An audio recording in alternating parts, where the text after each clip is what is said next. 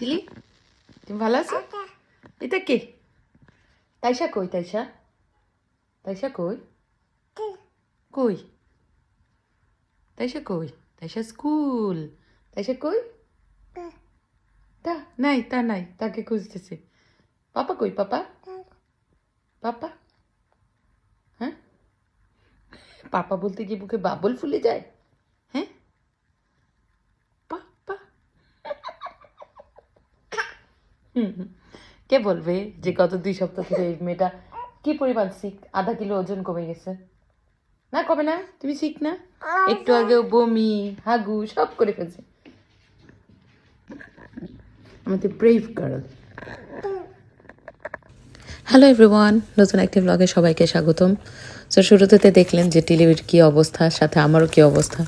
আমি আর টিলি মানে খুবই কঠিন সময় পার করছি, কারণ টিলি বেবির আবার একটা ভাইরাস অ্যাটাক করেছে। এই যে যে কাপড়গুলো দেখছেন এগুলো হচ্ছে তার বমির কাপড়। গতকালকে করেছে 8বার, আজকে সকাল থেকে আবার হয়ে গেছে 2বার। মানে প্রতিদিন তার 7-8বার করে বমি, কিছু খাবার তার পেটে থাকছে না। তো মানে আমি একেবারেই কোনো কাজই গুছিয়ে করতে পারছি না, সব কিছু জমে গেছে। আজকে ওর বাবাকে বললাম যে তুমি বাসায় থাকো, আমি একটু কাজ গুছাই, স্পেশালি ওর কাপড়গুলো ধুয়ে দিই, কারণ কাপড়গুলো এত এলোমেলো। মানে প্রতিটা জায়গা আসলে বাসায় যদি এত বড় সংসারে যদি আমি একদিন রুটিনের বাইরে যাওয়া হয় তাহলে কিন্তু একদম খুব খারাপ অবস্থা হয়ে যায়। সো যত কিছুই হোক, জীবন তো চলতে হবে। আর আমি কখনো আমার কঠিন সময়গুলো নিয়ে কথা বলি না, বাট আজকে ভাবলাম আপনাদেরকে একটু দেখাই। আপনারা হয়তো সবসময় ভাববেন আমি হাসি খুশি থাকি, আমার মনে হয় সব কিছু খুব ভালো থাকে। আসলে কঠিন সময় সবারই থাকে, আর কিন্তু আমি সেগুলো শেয়ার করি না। আর এই যে এই রুমটাতে ঢুকলে মনে হচ্ছে একটা অসুস্থ হসপিটাল। সো যাই হোক, ঘরটার একটু গুছিয়ে এই যে রান্না করতে চলে এসেছি। তো রশিকে বললাম যে মা আমি থালা বাসন মাজি, তুমি এই কাটারটা দিয়ে একটু ভেজিটেবলগুলো চপ করে দাও। সে কোনোভাবেই পারছিল না, বলে মা তো ইজিলি ভিডিওতে দেখায়, বাট আমি তো পারি না। মানে খুব মজা হচ্ছিল, কি আর আমি ই করবো, আমি ওর ভিডিও করে হাসতে হাসতে শেষ। সো যাই হোক, বাচ্চারা যেহেতু বাসায় আছে রান্না বান্না তো করতে হবে। সো ঘর মোটামুটি একটু গুছিয়ে এসে ওদের জন্য একটু রান্না বসাচ্ছি, কারণ ওদেরকে লাস্ট কয়েকদিন আমি কোনো কিছু খাওয়া দাওয়াও মানে ভালো ওদের পছন্দ মতো দিতে পারি নাই। যা দিয়েছি বেচারারা ওরা আবার এটা করে, খেয়ে নেয়। গতকালকে আম্মুকে ডেকে এনে একটু বসিয়ে রেখে মাছ রান্না করেছিলাম, কারণ ফ্রিজে সবজিগুলোও নষ্ট হচ্ছিল, সেটা দিয়ে তারা খেয়ে নিয়েছে। আজকে আমার বাচ্চাদের ধারণা ছিল আজকেও সেটা দিয়েই খেতে হবে। তো আমাকে একবার এসে তারস বলে গেছে, মা তুমি কি রান্না করো? আমি তো ভেবেছি তুমি গতকালকেরটাই খাবো। বাচ্চাগুলো মাশাল্লাহ অনেক বুঝে, আসলে সত্যি কথা অনেক আন্ডারস্ট্যান্ডিং ওরা। তারপরে যাই হোক, আজকে যেহেতু ওর বাবাকে রেখেছি আমি একটু ভাবলাম ওদের পছন্দ মতো কিছু রান্না করি। তো ফ্রিজে কিমা ছিল, আর সবজি মধ্যে ছিল হচ্ছে ব্রোকলি, ক্যাপসিকাম আর একটা আলু। আর এই যে একটা দেখলেন এটা হচ্ছে মেক্সিকান চিলি কর্ন কার্নের সস, সেদিন আমি পেয়েছিলাম পাস্তা সসের কিনতে গিয়ে। তো এটা দিয়ে ভাবলাম এটাতে একটা সুপি টাইপের একটা স্টু টাইপ করে দিই, যাতে ওরা ব্রেড দিয়ে খেতে পারে। আবার ফ্রিজে ব্রেডও রয়ে গেছে, মানে পার্ট বেক যেটা, সেটাও বেক করে খেতে হবে। যে রান্না রেগুলার না করাতে মানে অনেক খাবার আছে যে ফ্রিজে মানে কুক করার জন্য রয়ে গেছে। সো আমি এটা প্রথমে প্যানে কিমাটা দিয়ে একদম সামান্য একটু তেল দিয়েছি, কারণ কিমাতে কিন্তু একটু হালকা ফ্যাট থাকে, ফ্যাট ছাড়া কিমা হয় না। তো এই জন্য হালকা একটু তেল দিয়ে কিমাটাকে আগে ভালো করে ভেজে নিচ্ছি। আর মানে একেবারে ইজি একটা রান্না। আমি আসলে এক্সপেক্ট করি নাই যেটা এত ভালো হবে, কিন্তু লাস্টে মানে এত পছন্দ করেছে বাচ্চারা, আর আমরাও খেয়েছি, মানে এত ভালো লেগেছে। আর সাথে যে গরম গরম ব্রেড বেক ছিল, তো এই জন্য আরও বেশি ভালো লেগেছে। তো যাই হোক, কিমাটা একটু কালার চেঞ্জ হয়ে যাওয়ার পর এটাতে আলু দিয়ে দিলাম, আর দিয়ে দিব হচ্ছে অনেকগুলো রসুন কুচি। আলুটা আগে দিলাম কারণ আলুটা তো সিদ্ধ হতে সময় লাগবে, এই জন্য আলুটাই কিমার সাথে দিয়ে ভালো করে মানে ভাজাও না, ঠিক হাফ সিদ্ধ হবে, ঢেকে রাখবো একদম ঢেকে।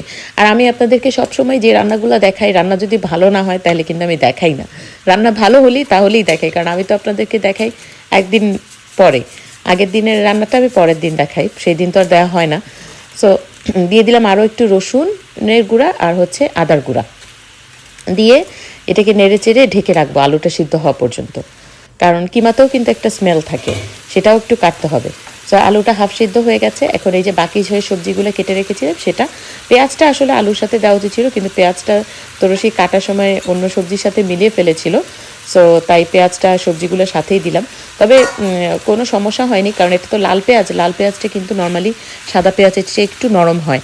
সো এই পেঁয়াজটাকে পরে দিলেও কোনো প্রবলেম হয় না। আর এই পেঁয়াজের স্মেলটা খুব সুন্দর, এটা অত স্ট্রং স্মেল না, যেহেতু সালাদের এটা তো নর্মালি সালাদেই খাওয়া হয় রেড অনিয়ন, সো খুবই সুন্দর একটা স্মেল। সো এটাকে নেড়ে চেড়ে ভালো করে সেদ্ধ হওয়া পর্যন্ত ওয়েট করতে হবে, করে তারপরে এই যে ক্যানের মধ্যে যে সসটা ছিল সেই পুরো সসটা এটার মধ্যে ঢেলে দিলাম, দিয়ে এই ক্যান দিয়ে 2 ক্যান মানে এই যেই জারটার মধ্যে সসটা ছিল সেই জারটা দিয়ে 2 জার এটাতে আবার পানি অ্যাড করবো, যেহেতু আমি এটাতে একটু সুপি টেক্সচার আনতে চাচ্ছি, একটু মানে স্টুয়ের মতো। সো এই জন্য আমি 2 ক্যান পানি অ্যাড করব। আর সসটার মধ্যে কিন্তু ক্যাপসিকাম, টমেটো, তারপরে কর্ন এগুলো সব দেওয়া ছিল। নর্মালি তো চিলি কর্নেতে রেড কিডনি বিনটা দেয়, আমার বাসায় ছিল, বাট আমি আর আজকে দেওয়ার রিস্ক নিইনি, কারণ আমার ছেলের আবার এই কিডনি বিনসটা পছন্দ না। তা আমি আবার চিন্তা করলাম আমি ওকে দিলে ও কিছু বলবে না, ও বেছে বেছে খাবে, তো একটা ঝামেলা, তার চেয়ে থাক আজকে নাই দিই। আর আজকে যেহেতু চিলি কর্নে বানাচ্ছি না পুরোপুরি, সো আমি আর দিলাম না। সো আমি একটু মশলাটা দেওয়ার পরে মানে সসটা দেওয়ার পর টেস্ট করলাম, দেখলাম যে না লবণ অনেক কম, সো একটা ভেজিটেবল স্টকের কিউব দিয়ে দিলাম। লবণ নর্মাল লবণ দিলেও কিন্তু হতো, কিন্তু ভেজিটেবল স্টক কিউবটা দিলে টেস্টটা আর একটু ভালো আসবে।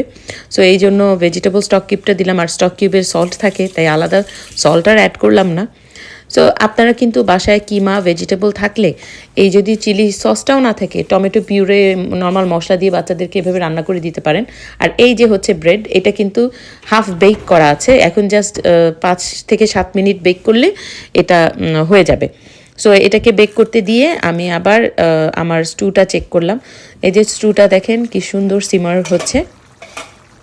এটার মধ্যে এখন দিয়ে দিব হচ্ছে একটু 2 চা চামচ ময়দা গুলে আর 1 কাপ পানি। এটাতে ময়দাটা দিচ্ছি কারণ এটা একটু মানে একটু ঘন টেক্সচার হবে। এটাতে কর্নফ্লাওয়ার বা কর্নস্টার্চ দিলে এটা ভালো লাগবে না, এই জন্য এটাতে ময়দাটা দিলাম। আর চালের গুঁড়াও দিতে পারেন, চালের গুঁড়া দিলেও সমস্যা নাই, কিন্তু কর্নস্টার্চ না, এটার সাথে আসলে কর্নস্টার্চ যাবে না। সো আবার কিছুক্ষণ ঢেকে রেখেছি, এই যে হয়ে গেছে। এখন একটু গোলমরিচের গুঁড়া দিয়ে দিব, আর তাড়াহুড়ার জন্য আমি একটু ধনিয়া পাতা দিই নাই, বাট পরে মনে হয়েছিল যে ধনিয়া পাতাটা দিলে আরও ভালো হতো টেস্টটা, আর দেখতেও যেমন সুন্দর, খেতেও কিন্তু ভালো হতো আরও। আর দিয়ে দিলাম একটু বিগ চাংস অফ বাটার। আমার কিমাটা খুব ভালো ছিল, কিমাতে তেমন একটা তেল বের হয় নাই, সো আমি বাটারটা এই জন্য পরে অ্যাড করলাম।